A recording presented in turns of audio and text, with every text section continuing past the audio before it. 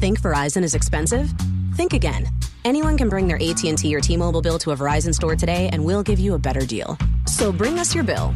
Walk in, run in, pogo stick in, teleport if you can. Ride on the back of a rollerblading yak or fly in on the wings of a majestic falcon. Any way you can, bring your AT&T or T-Mobile bill to a Verizon store today and we'll give you a better deal on the best network. Based on Root Metrics Best Overall Mobile Network Performance, U.S. second half 2025. All rights reserved. Must provide very recent postpaid consumer mobile bill in the name of the person redeeming the deal. Additional terms, conditions, and restrictions apply. Austin, I'd like you to meet somebody. This is my mother, Mrs. Exposition. How do you do? Austin! Oh, God, man, what have you done? That's not your mother, it's a man, baby! Yeah! Yeah! Come on! Why won't this wig come on? Hello, and welcome to another episode of Hollywood Gold. I'm your host, Daniela Taplin-Lundberg, and I'm here in person with my right-hand woman, Becca Camerata. Hey, Bex. Hello, I'm so excited to be here. How are you? In person. Great. It feels good to be back in New York, even though it's snowing and kind of gross outside. I know, but it's so great. It's like when we're all in one place, there's such a good energy, and I'm like, we can do this. Can make movies and television in this day and age. This business is so hard. Yeah. So when we're in person, it's easier to build each other up. Yeah, we got this. It really is. We do. So we're a couple weeks out on a new movie that we're producing, and so there's a lot of like angst and stress in the air, and trying to close actor deals and close the financing, and it's just such a stressful time, but it's a good time to do these podcasts because I remember like a lot of hard movies get made and they're great and it's all worth it. Yeah. And every producer goes through the same Every thing. producer goes the same thing. So today we're going to interview our good friend and epic producer, Jennifer Todd, Jenny Todd, as I call her jokingly. And we're going to talk about Austin Powers, another one of her humongous hits. We did Memento with her, and today she's agreed to talk about the franchise Austin Powers. So I'm so excited. When you think about those two films together and you realize that the same producer made Memento and Austin Powers, two totally different types of movies. Yeah. I'm just excited to hear her take on this process and how she approached this one differently in terms of it being a comedy and the size of the film as opposed to doing Christopher Nolan's first big film. And the thing about Jen is she produced so many great films, but so many of her truly, truly successful films were produced like before she was 30. So I'm also interested to hear how that happened. Now I feel like I know, like we're just total failures. But let's get going. Let's do it.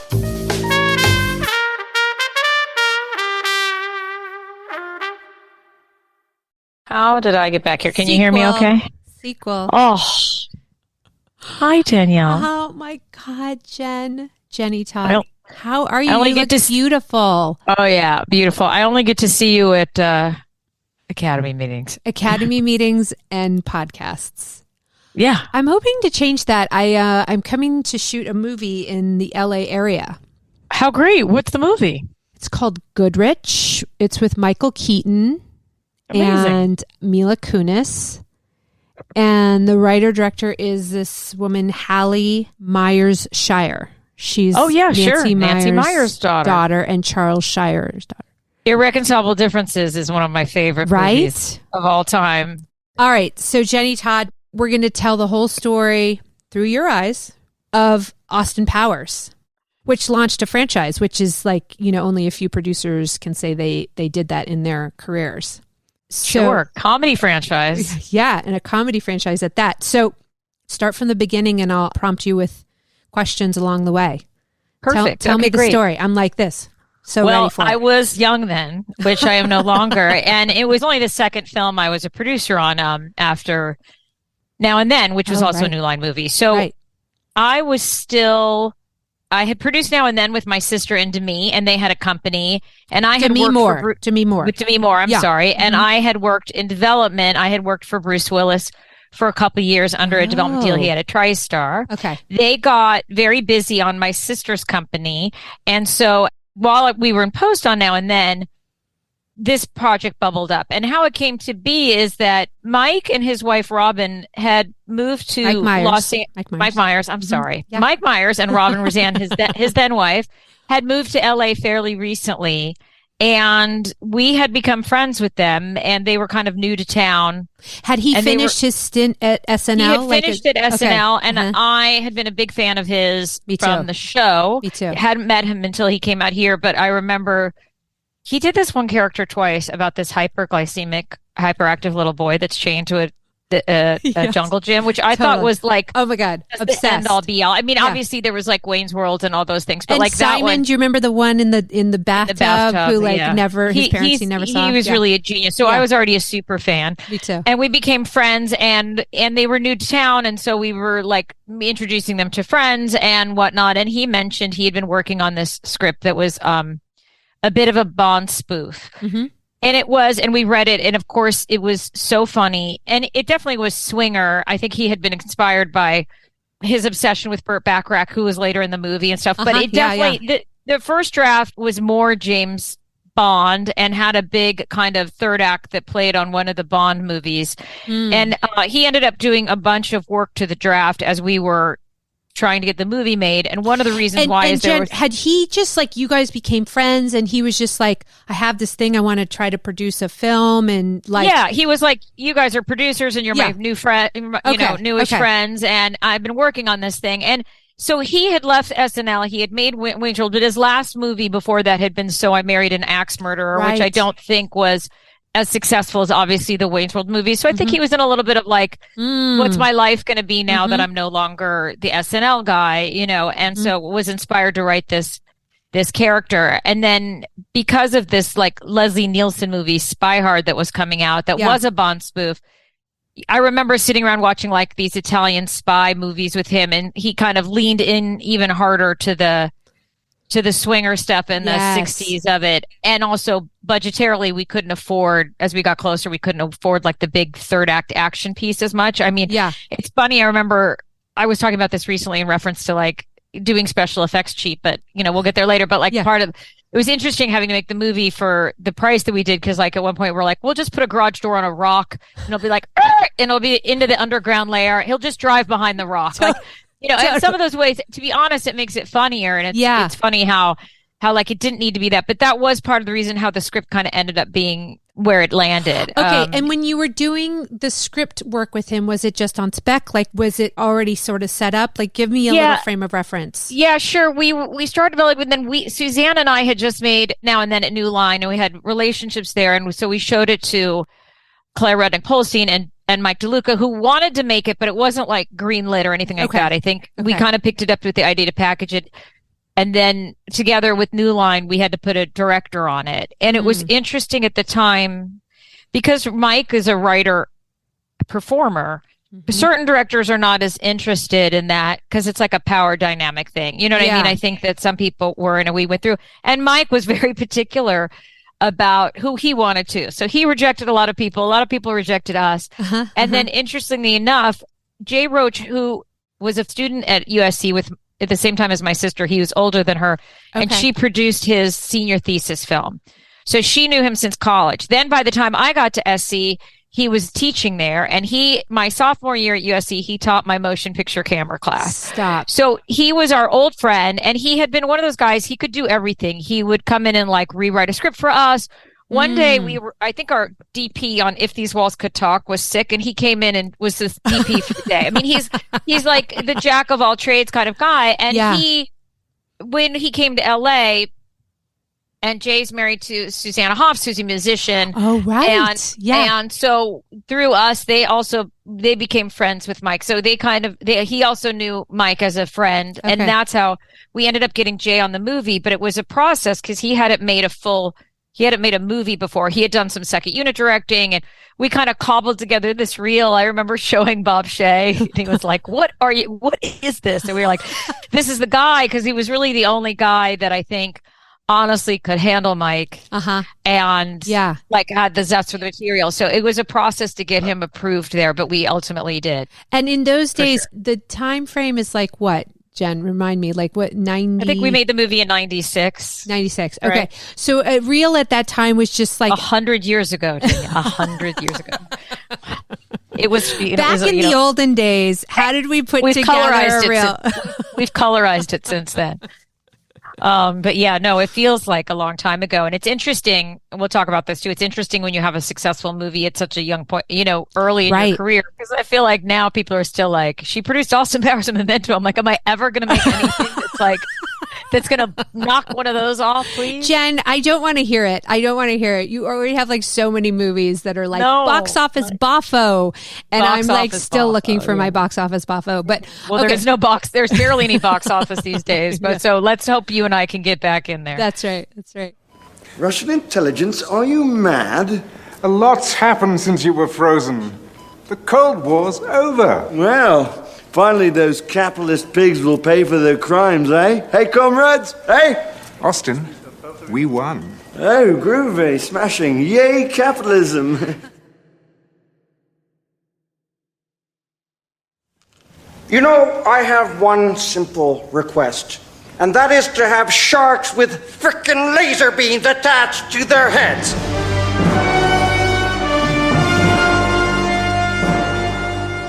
So Jay comes on. He's the guy who manages to be able to like balance all the things. He can handle Mike. He's like got all the vision. And so is it greenlit with Mike and Jay? Is that it? It is, but we had this, we had some conditions, some casting conditions, which was they had a foreign sales company, and I'm blanking on the name of it. My sister, Suzanne, would remember it. But so in order we had to put certain cameos in the movie. So I haven't watched it recently, but I have it seared in my head, so it's okay. That's part of the reason why Christian Slater and Carrie Fisher and certain people are in the movie is because we had this foreign sales company, and we would have to run names by them, and that's why we were greenlit with conditions. Okay. Got it. That's hilarious. Okay, so you had to guarantee that you were going to put a couple names in the film. Exactly. Okay. And then what happens? Where are you prepping? Where are you casting? Like, talk about that. Yeah, we shot it in LA. We were casting, and Elizabeth Hurley was just having like a big moment off of being, Hugh Grant's girlfriend and wearing the sexiest dress ever. Yeah.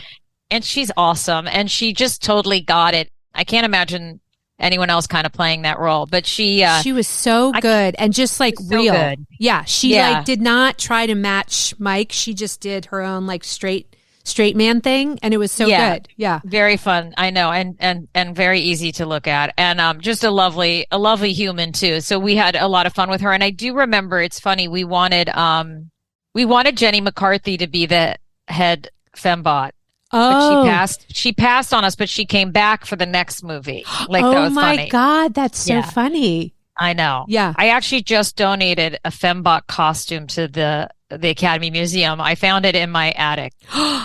And you knew to keep the fembot costume. I don't know how I ended up with it, but I just donated it to the museum. And then I found there's like a plastic trench coat, and I was like, oh, I gotta send that over too. But I don't know if they'll ever. I don't know if it's in vogue right now to have women. You know what I mean? Yeah, like, right. Is that okay? That skimpy, but yeah, I'm not sure. Okay, but so anyway. so Elizabeth Hurley, and then obviously Mike played Dr. Evil as well. Yes. And talk about that character a little bit, because that was based, I had read on Lorne, right? Like, so it seemed like it was based on Lorne, but we weren't allowed to say it was based on Lorne. Okay. You know what I mean? It was one of those things where it was like, it's not Lauren, so we were like definitely never allowed to publicly say that, but for sure. And again, I've never worked at SNL, but I don't know him well enough to know his affectations, but it definitely seemed like he was doing a version of him. And what's interesting is he had shaved his head. And I remember Mike was always so much happier in spirit on the days he was Dr. Evil. Cause when he was Austin, they had to glue the chest hair on his body, and he was miserable. Like, so I remember the Dr. Evil days were actually the happier days. Right. The irony. So I know, I'm not sure if he remembers it that way, but that's how I do. But I want to, just to talk about Mike and his process, because, outwardly he was the most sort of seemingly happy, hilarious, happy-go-lucky character. So many of his characters are very like up and positive and sweet, and was many comedian creators, I feel like the truth is there's like a lot of angst to get there. And this was something that had sprung from his head that he had totally created. What was it like trying to get it out onto film? That's the thing is like we love comedians when we see their work, but their comedy can often come from pain. It comes from the need to be as funny as he is, or a Jim Carrey or a Robin Williams often comes with a lot of, I think, complicated things. And he was no different than that. Yeah. I think the challenge on the movie too, the interesting thing is my sister and I always say, like, it wasn't one of those movies where we were just guffawing behind the monitor. Right. It was funny, but we were like, it was a nervous show. We were nervous because it was a character that hadn't been done before. So most of the movies that were character driven like this had been characters on SNL. It was very unusual. Right. And God bless Bob Shea and DeLuca and Claire and everybody there for getting it done that first round, because, it was just an original character. And not to jump ahead, but when we were testing the poster, people were like, is that Martin Short? Like, it was not this slam dunk thing. And I'll never forget, like, one day Suzanne and I were standing in Dr. Evil's lair, and there was a brain jello mold on the table. And she's like, are we making Hudson Hawk? Which is a movie we both worked on, by the way. And I was like, I have no idea. Like, we were like, it wasn't the movie. At no point did everyone think was going to be this slam dunk.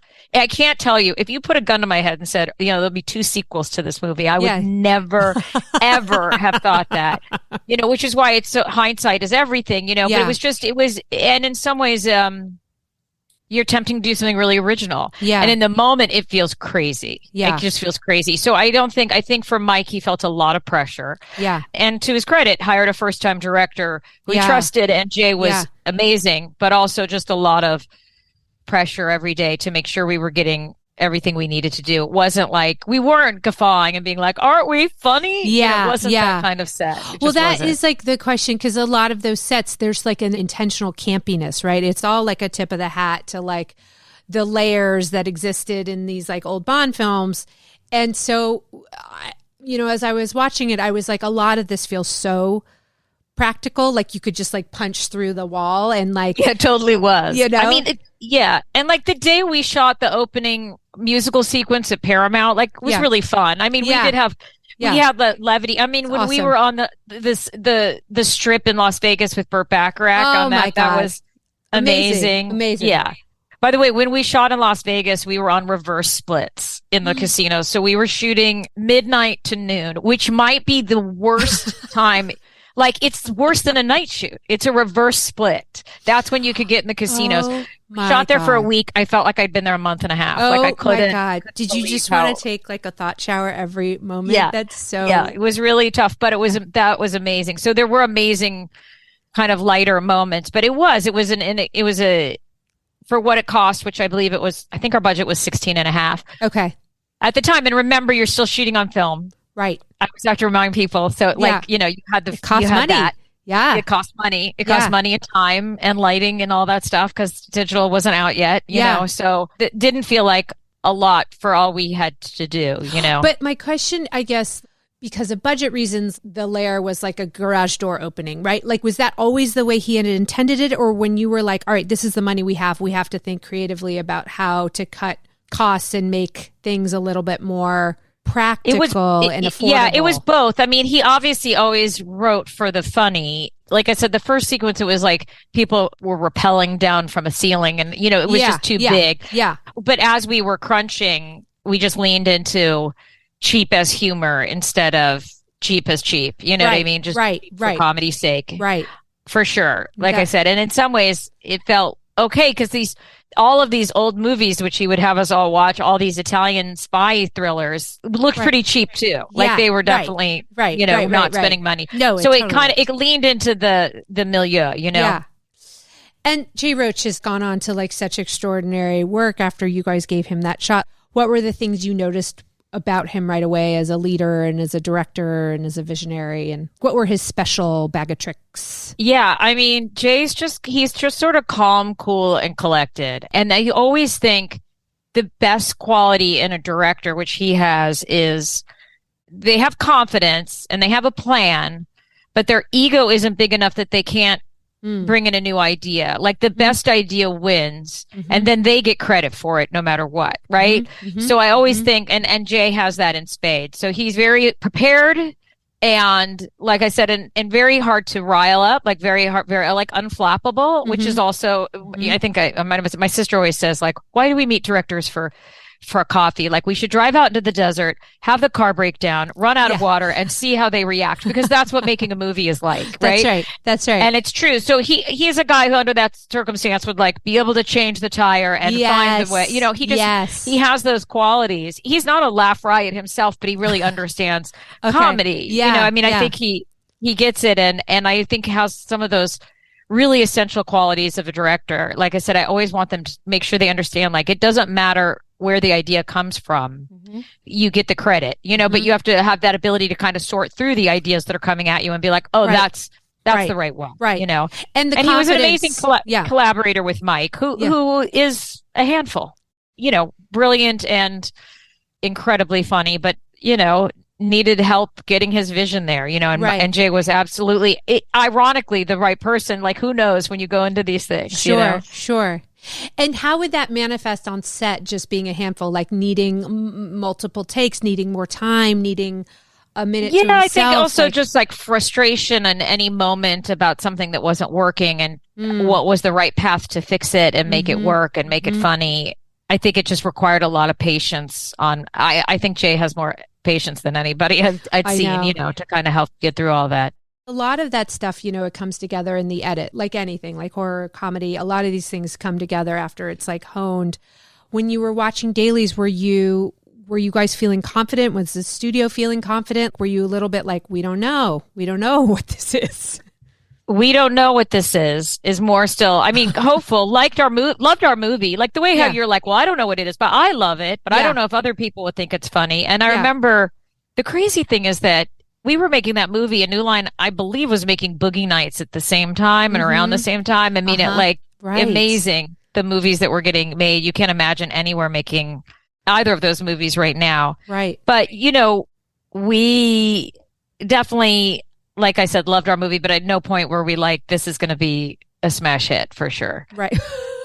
Not to jump ahead, but, you know, then we had a terrible first preview of the movie. We got a 33 at our first preview. No, stop. Yeah, we got a 33. For people who don't know that, it's 33 out of 100 people who will recommend the movie. Anything under a 60, they really don't recommend, like, releasing theatrically. You know, so I'll never forget that day. We were down in, like, I think it was like Manhattan Beach or something, and it was just terrible. And it wasn't. And everyone was there. Was Mike there? Was Jay there? Mike was there. DeLuca was there talking him. God, thank God DeLuca was there to be like, we got this. We could do it, you know. Oh, my God. And, I always tell that story. And then the crazy thing is we were editing our movie in West LA next to a movie called Booty Call. Yeah, and sure. Uh-huh.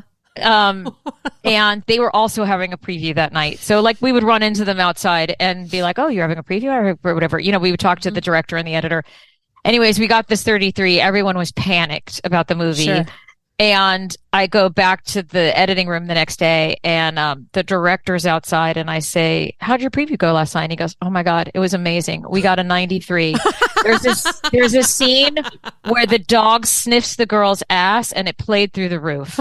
I'm not kidding. And I was like, I need to quit the business. I have made a disaster. I don't know what the fuck I'm doing. Oh my They're making, and I've never seen Booty Call, but people have told me there is that scene in the movie. So I think I am remembering it correctly. And they were very nice, the people from Booty Call, but I was like, holy shit, you know, what are we making? Even the title Booty Call as the headline of this story. Yeah, hi, welcome to the 90s. So from then on, and then basically we kind of heard that we had heard that like Pee-wee's Big Adventure hadn't tested well, and like movies that aren't shaped like other movies don't tend to test well. In truth, I think the movie that cut was probably a little long and the jokes were too long.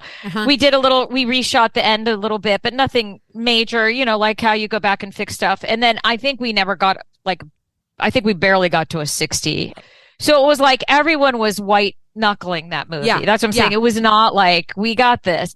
And then, you know, when it came out, it was a hit. I mean, it did well, but it wasn't, the sequels weren't driven by the box office. They were driven by the home video. The ancillary. Because the home video was enormous. Because I think it made 50. I don't. I should know these numbers. Get those stats out. The first one made 50 something. Hang on, but it was really the home video was just huge through the roof. That's what drove the sequels. Yeah.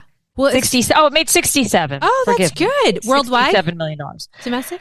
You domestic. Oh, that's amazing. I don't know how the we would worldwide be pooping our pants today if our movie. I know, but back then, yeah. But Jen, we do a lot of these. We did a pod on Bull Durham. We did a pod on election. We did a pod on a lot of great epic films that tested below 60. So I just want you to know you're not alone. That's nice because no one ever talks about it. Yeah, so. yeah. I feel like the 33 might be the lowest. Yeah. At the age of 14, as a roastery named Vilma ritualistically shaved my testicles. There really is nothing like a shorn scrotum. It's breathtaking. I suggest you try it. Oh, behave.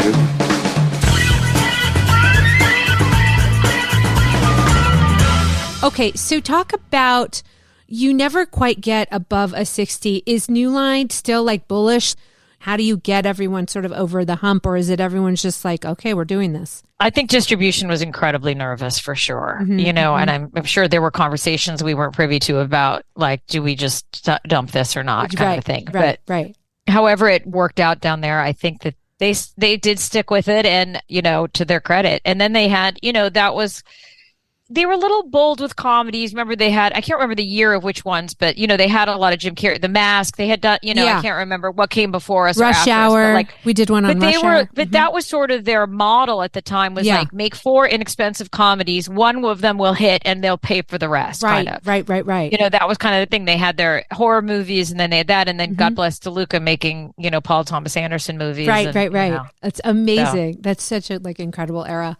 Do you remember like the night it came out? Do you remember going like driving around Westwood? What was your MO? No, I remember the premiere and I do remember the surprise of the movie. And I remember the first time, I think I went to a Lakers game or something and I heard somebody play the "Yeah, baby." You know what I mean? It was so surreal because, and again, I'm talking out of order, but I remember we did a lot of work, a lot of our meetings and script and talking was up in this office at Mike's house in Beverly Hills. And I was up at his house a lot in that process. And I remember the first time he put on they were like, I think if you got glasses for free in Canada, that's what Austin Powers wore. They were like health issued, Yeah. But I remember him showing up me the first time, the glasses in that room in his house. And I remember him having teeth too that weren't the ultimate teeth, but I remember the build of the characters and things like that, and that was surreal for me, years later to be like hearing people quote it after having it in my head for so long, and never knowing what it was going to be. Totally.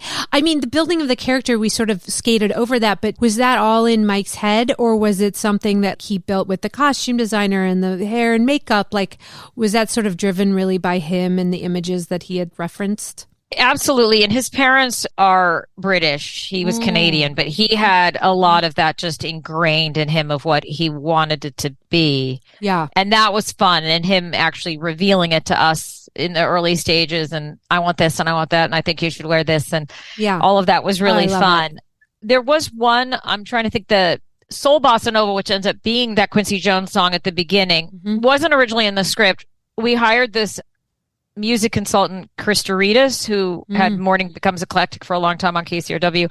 And he had put together, cassette tapes, I think, of ideas for music. And the minute Mike heard that, he was like, I have an idea for this. So he played him Soul Bossa Nova, which ended up being a very iconic. It's that dun, dun, dun, dun, totally. That I remember came from Chris. That awesome. Was amazing. But a lot of it, obviously, and all the English isms, all that stuff was all Mike. Like that was ingrained from his parents and wanting to have fun with this generationally. Yeah. Were there other English crew members? Like, was Mike the only sort of eyes and ears of that sort of thing? I mean, Elizabeth is obviously a Brit, but no, everyone else was, American, totally. And we just, whatever he said, we just thought. Yeah. So, Totally.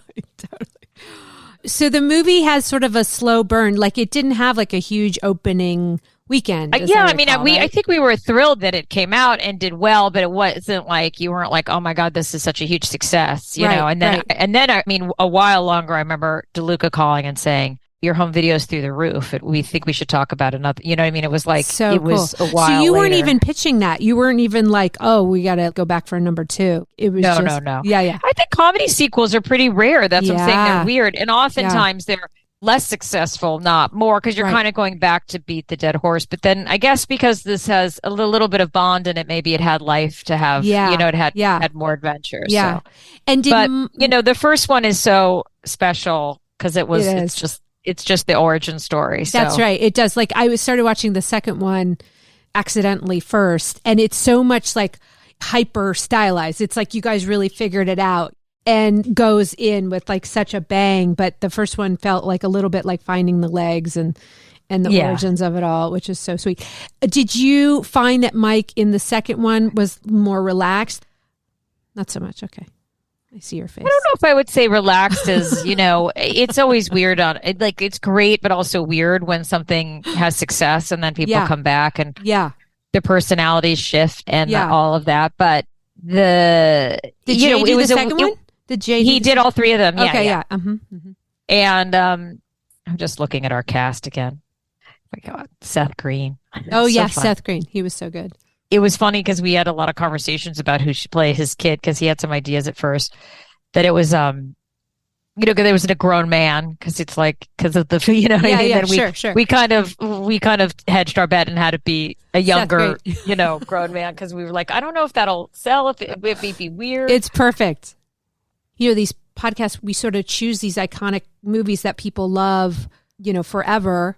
And why? Why do you think this one sort of people watch it over and over again? And what is it? Yeah, I honestly, it's what's a little bit dangerous about the business right now to me is just it was so original. It was a big swing. It was a big swing to do a character that you hadn't seen on, like I said, he had never done it before. And it was original, but it felt different. Like I said, maybe it's akin to like a Pee-wee's Big Adventure or something where it was just, although, he had done that character, but it was fun and it had music in it. It was just this hilarious, like also very not politically correct. Totally.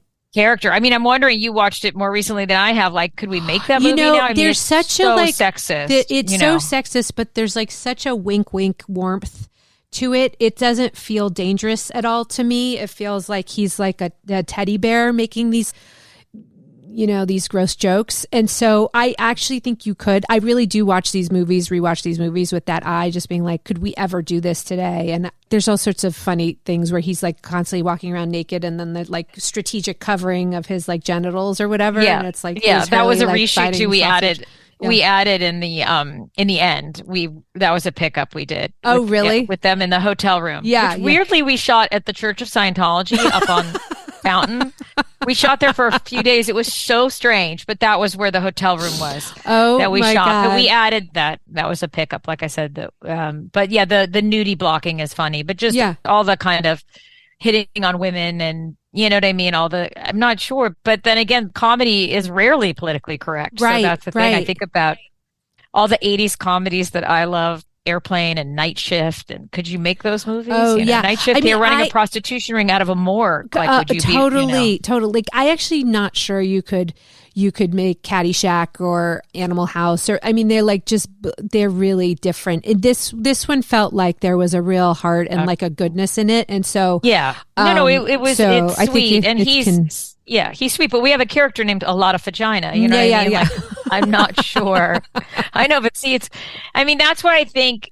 And how lucky and like weird too to have a movie. Like I said, I was so young in my career. It was only the second movie I ever produced. And there's great things and not great things. People are like, you must have gotten really rich. You're like, it was my second movie. Sure, like, did not. If you knew my fee, you'd feel sorry for me. Just happy to be there.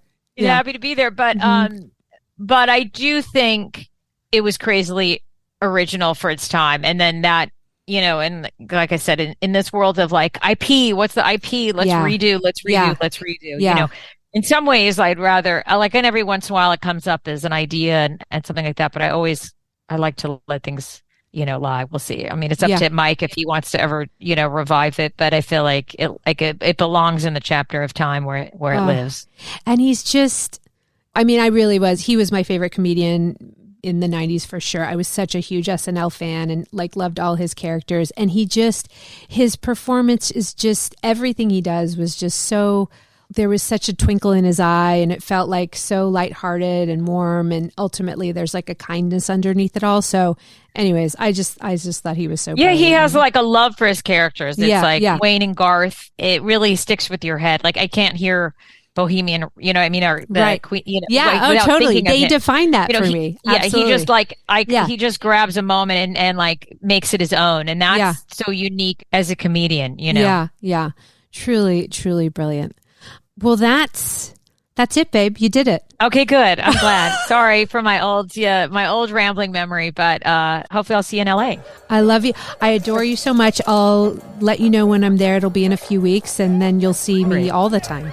Good. All right, great. All right, thanks. Okay, babe. So good to see you. Okay. Thanks. You too. Bye. Bye. Yeah, baby. Yeah.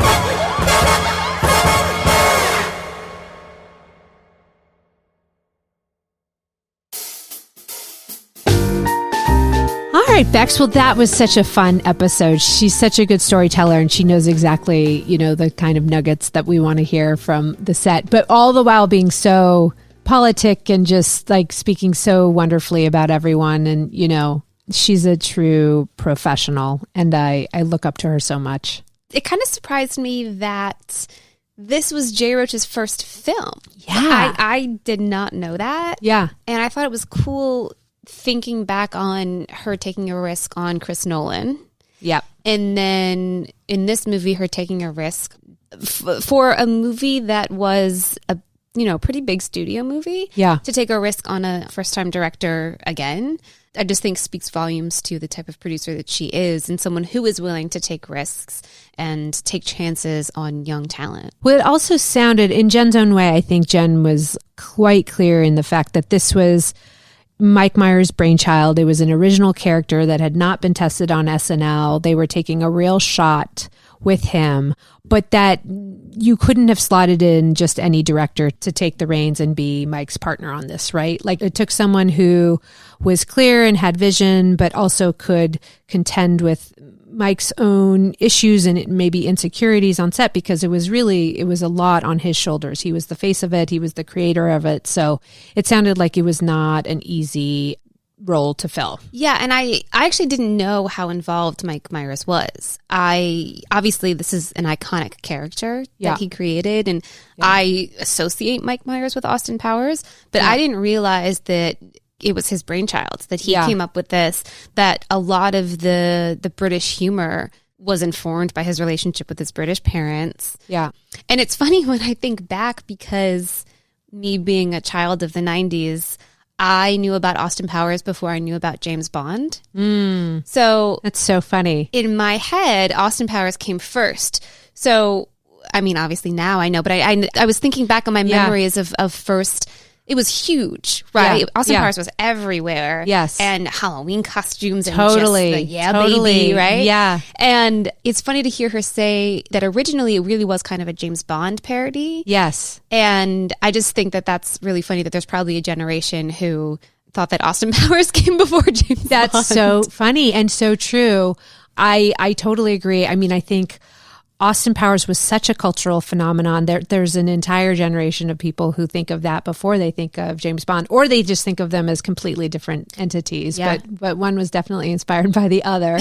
I think the other thing I wanted to sort of touch upon was the cultural relevance of Mike Myers in the 90s. And it's so funny because I think a lot of these comedians has sort of continued to sort of be in the public eye, right? You look at Dana Carvey or David Spade or Adam Sandler or Chris Rock.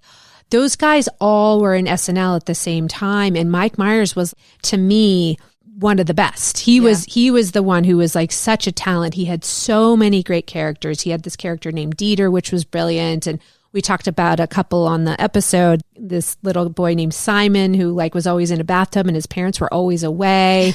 There was the hypoglycemic kid. There was Wayne from Wayne's World. Like he came up with like such brilliant characters. There was a character that he based on his mother-in-law who was obsessed with Barbra Streisand, and he like put on the nails, and like Madonna would like do it with him. Like he was so good.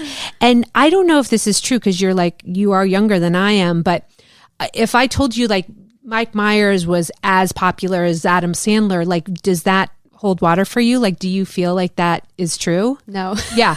Right? It's just so interesting. Not at all.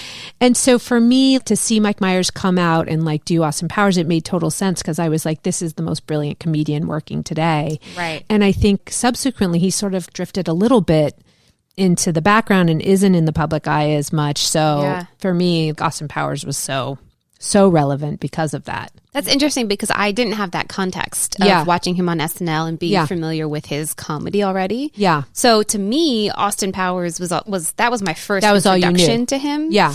Even over Wayne's World. Yeah, even over Wayne's World. I feel like I was Austin Powers and then I went back to Wayne's World. Yeah.